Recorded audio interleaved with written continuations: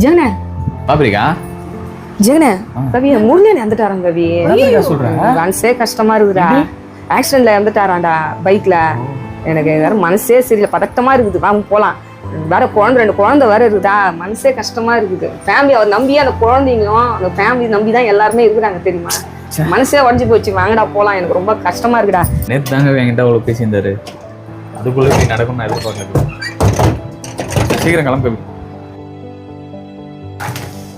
சரி போலாமா? என்ன கவி சோகமா இருக்க? இல்லைங்க, உங்கள் அண்ணியோட நிலமையில என்னை வச்சு பார்த்தேன். சப்போஸ் உங்களுக்கு ஏதாவது ஒன்றுனா என் குழந்தைங்கள வச்சு நான் எங்கே போவேன்? எனக்கு ஒன்றுமே தெரியாது. இதே நம்ம எனக்கு வந்தாலும் ஏங்க இப்படிலாம் சொல்லாதீங்க, அதெல்லாம் நினச்சி கூட பார்க்க முடியல. அதெல்லாம் நீ கவலை பண்ண அவசியம் கிடையாது. சீக்கிரமா டைம் ஆகும். போலாமா? போகலாம். ஏங்க ஏதோ சேஃப்டி பண்ணியிருக்கேன். நீங்கள் அப்படி என்ன பண்ணியிருக்கீங்க? Axis maths life time insurance எடுத்து வச்சிருக்கேன் கவி. அப்படியா? ஏங்க அதெல்லாம் மாதம் மாதம் நிறைய காசு கட்டணும்ல.